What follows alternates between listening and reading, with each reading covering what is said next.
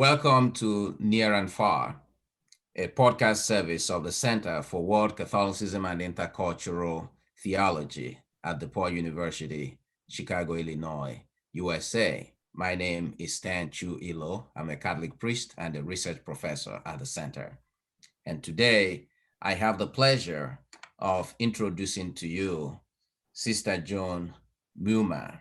Sister Joan is the President and Chief Administrative Officer of Friends in Solidarity with South Sudan.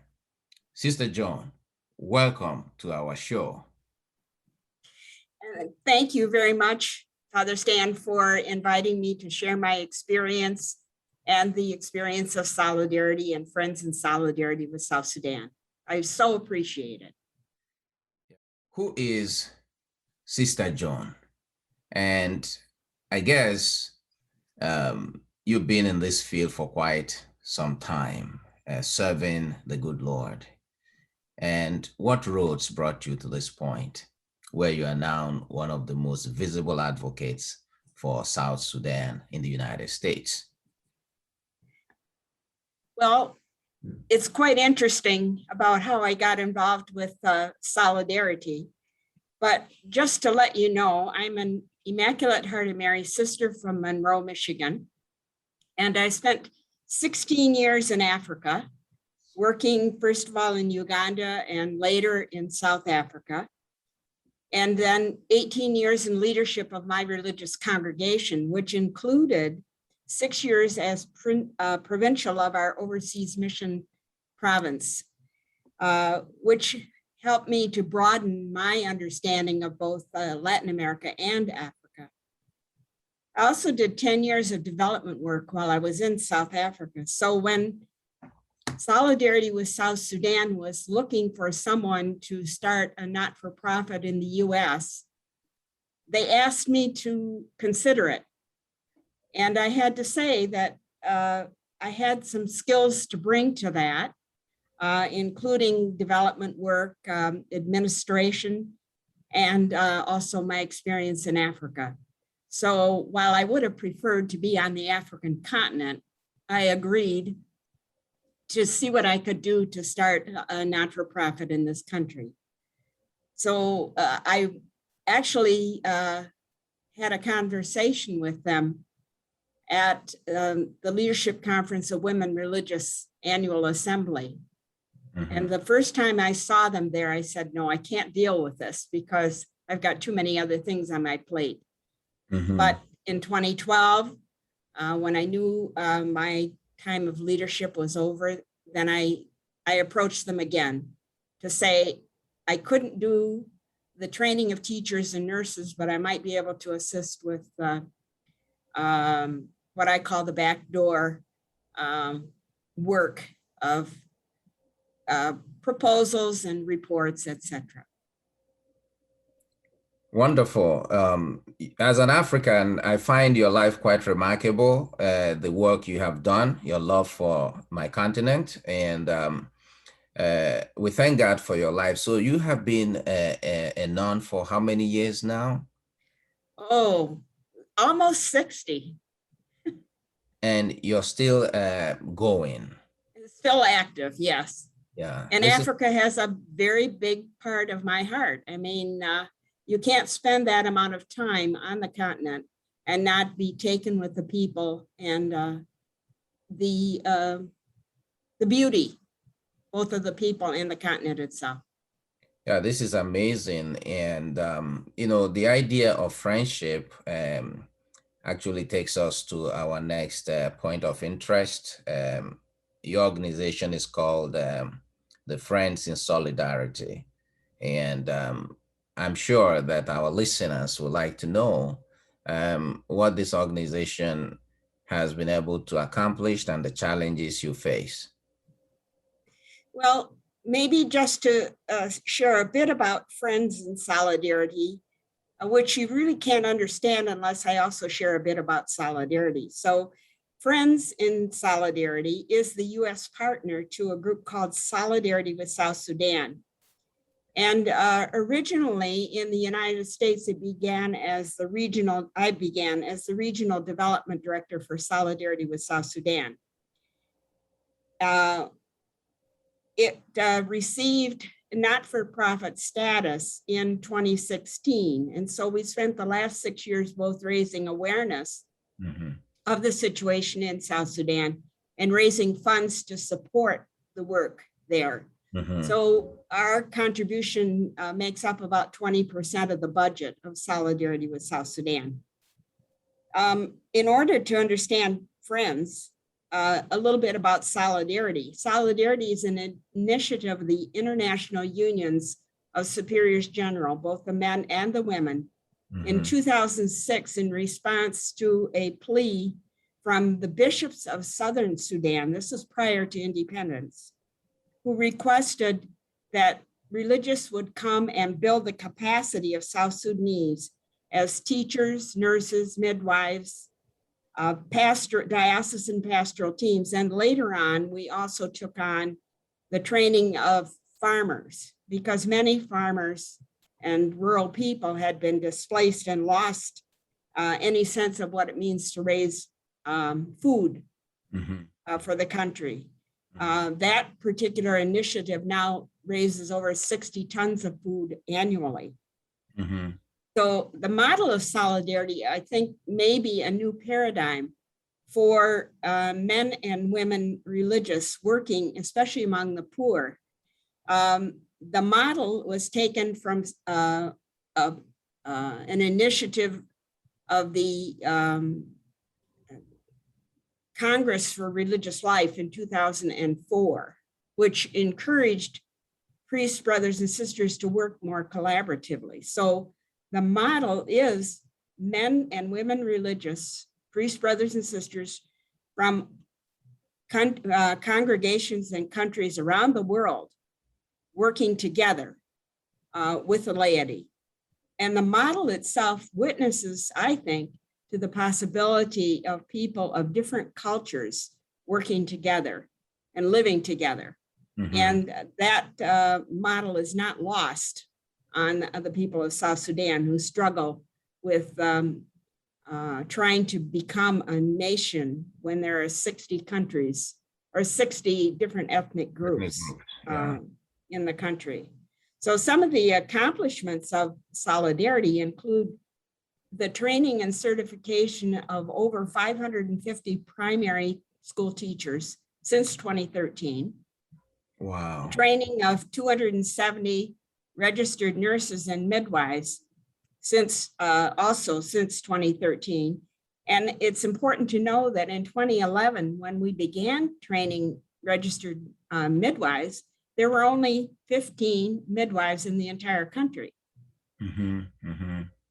Also, the development and formation of diocesan pastoral teams, of catechists, small Christian communities, women's empowerment groups, workshops for youth and peace building, those all happen through what's called the Good Shepherd Peace Center, which Solidarity recently assumed responsibility for. And it's the only place in the country where you can have conferences and retreats.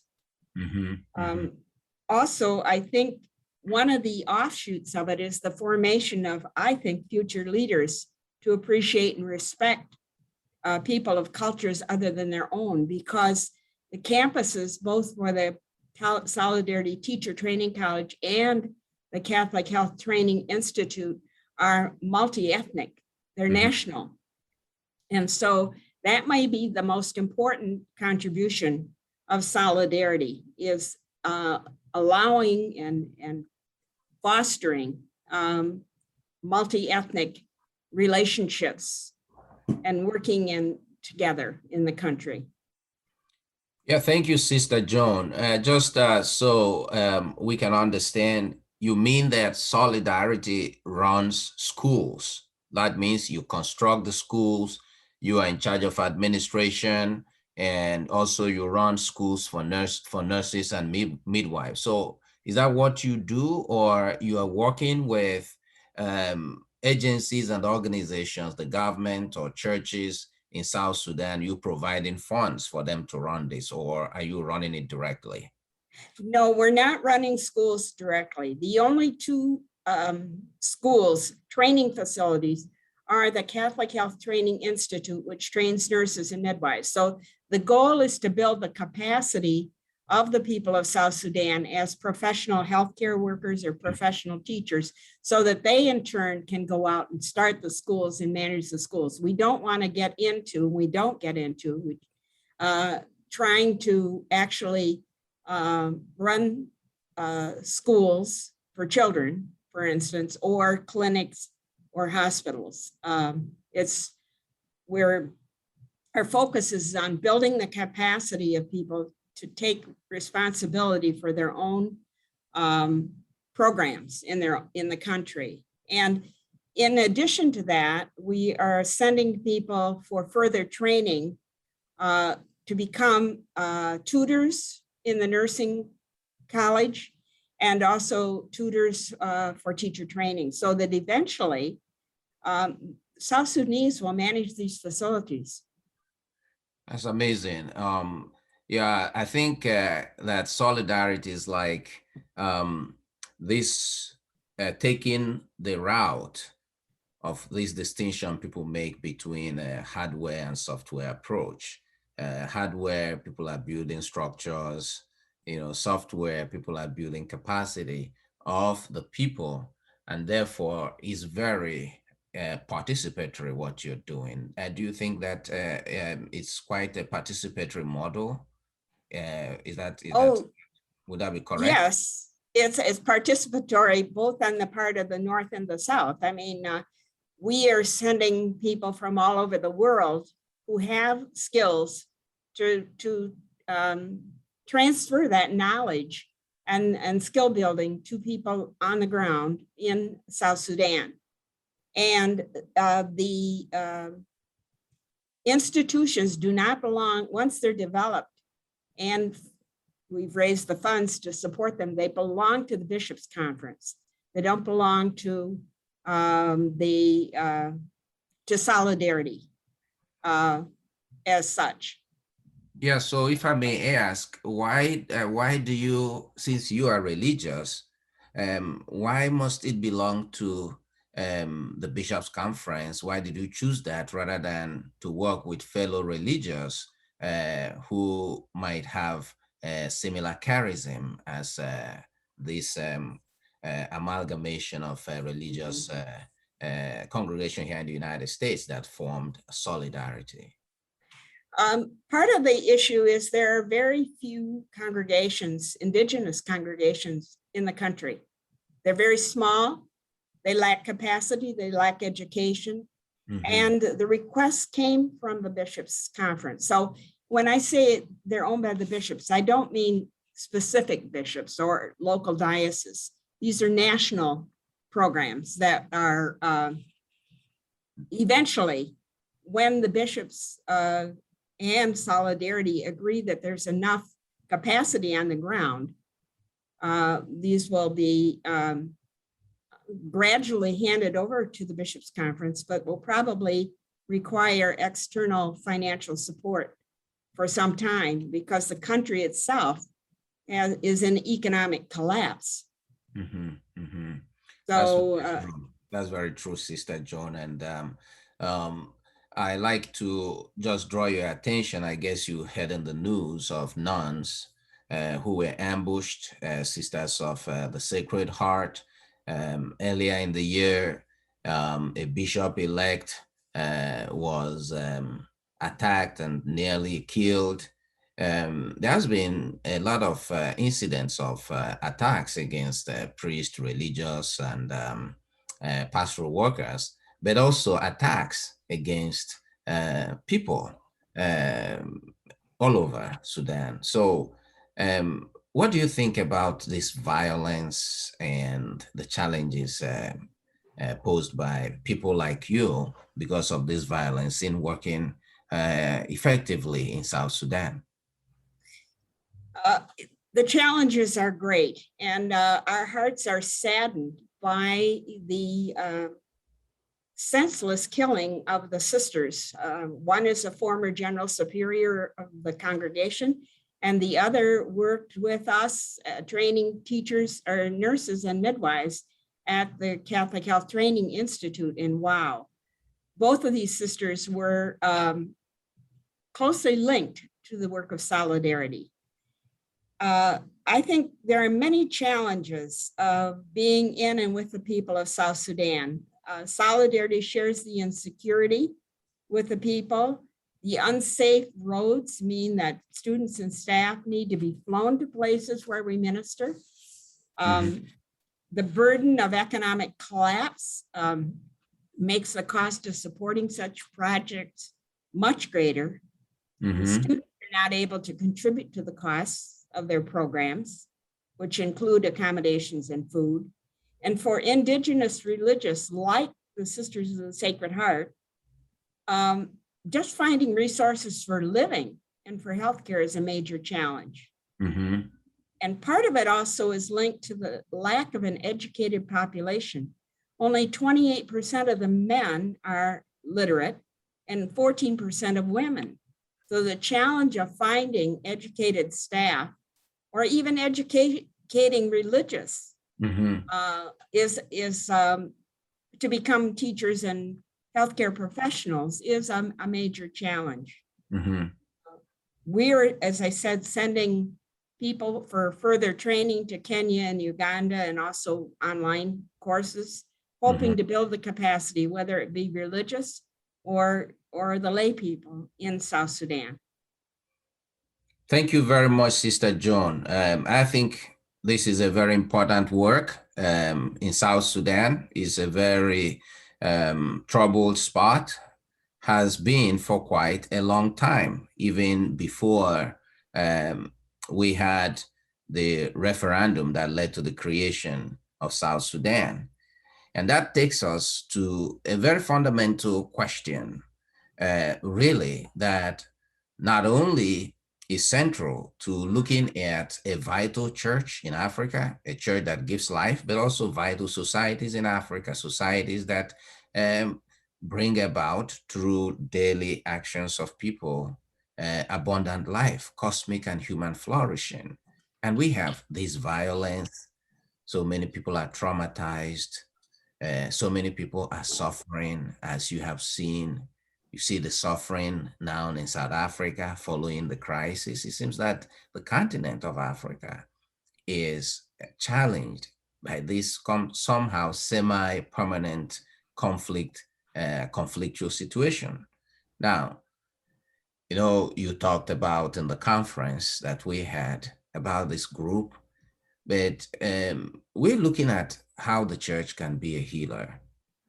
And what do you think can be done to heal South Sudan of this cycle of violence? And is that part of the agenda of your group, or do you think your agenda could be expanded to include also training people for healing, reconciliation, like you're already talking about this, mentoring people, building capacity? But there's so much of trauma. What do you suggest, Sister Joan? I agree with you. I think everyone is traumatized in South Sudan, whether they be the local people, the government officials, those who have been in the military, even the church, the leaders of the church, whether it's clergy or bishops. Everyone is traumatized. And so there's a need for everyone to be healed. And Solidarity has, since at least 2013, when I first went there, had programs of training people for trauma healing. That's a very important ministry of the pastoral team. And many lay people have been trained in trauma healing. And there are teams continuing to train people.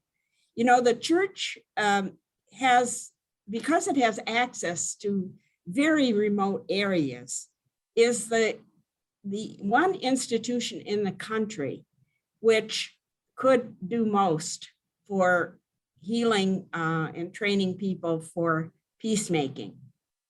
And fortunately, in South Sudan, there is a group called the South Sudan Council of Churches, which was active even before independence. Actually, at the time of the Comprehensive Peace Agreement in 2005, as an interfaith organization, most effective, I think, in bringing groups in the country into peacemaking, whether they're able to influence the government or to assist faith leaders in developing programs for peace building in the country. That group, first of all, witnesses to the fact that different religious groups, whether they're Muslim, Jewish, Christian, can work together for peace in the country. And you know, Pope Francis has taken a great interest in trying to broker peace with the leaders,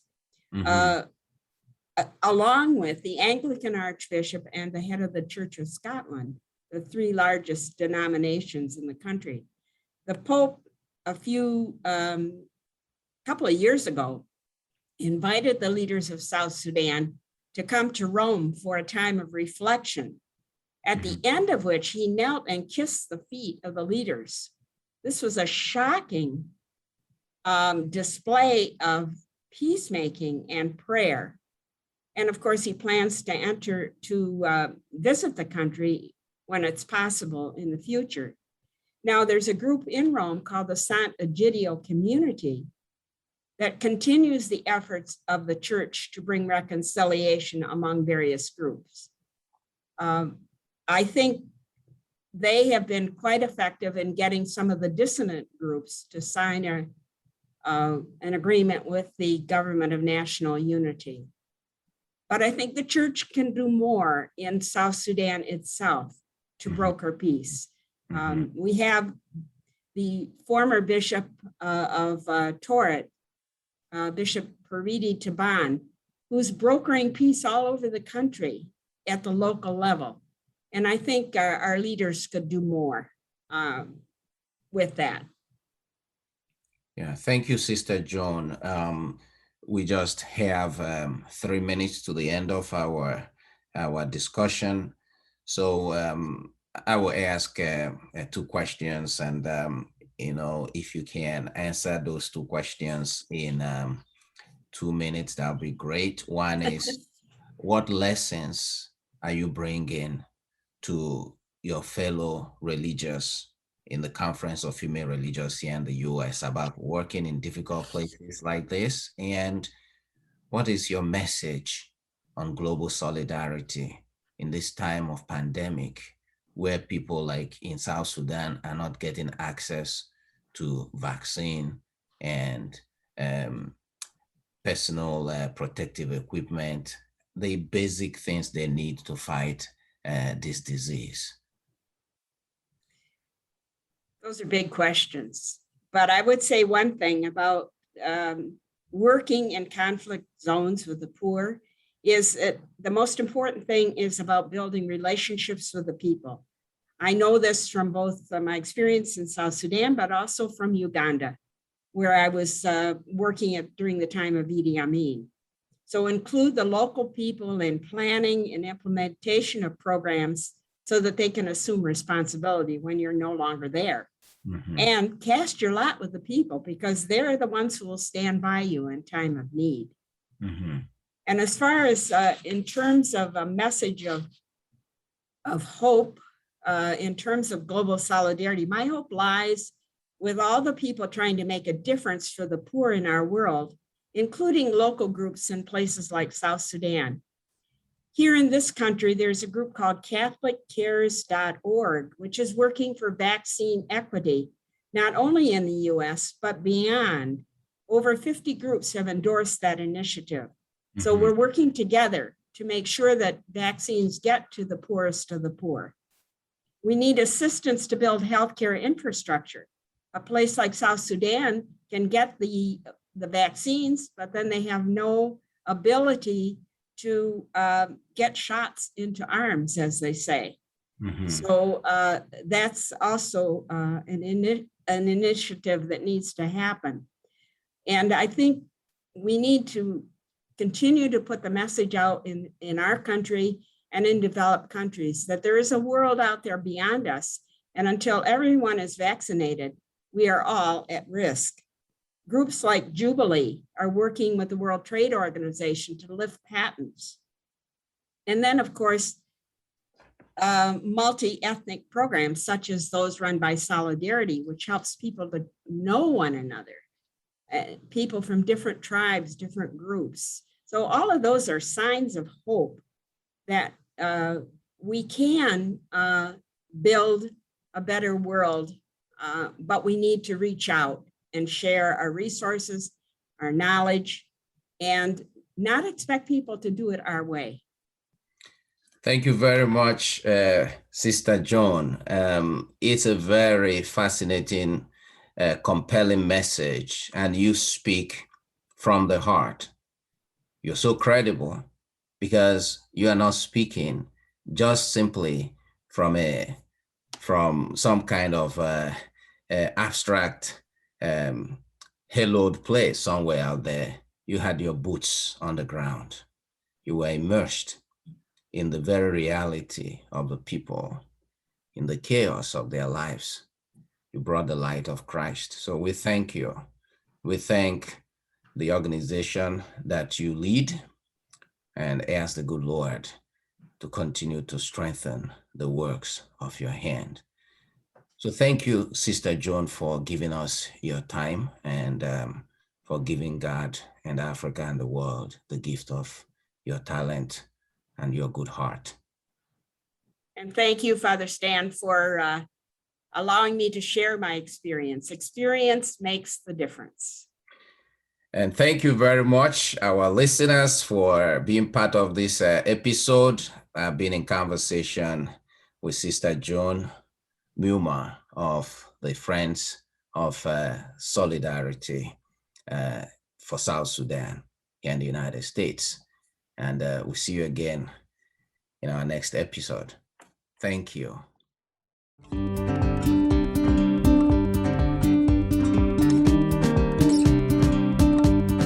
Near and Far is produced by the Center for World Catholicism and Intercultural Theology, a research institute focused on Catholicism around the world, with special attention to the Church in the Global South. The center is sponsored by DePaul University, the Catholic university in the Vincentian tradition in Chicago. Production assistance for Near and Far comes from Marlon Aguilar, Finnegan Chu, and Karen Kraft. For more information on the center and its activities, look for the Center for World Catholicism and Intercultural Theology on the web, Facebook, Twitter, Vimeo, and YouTube.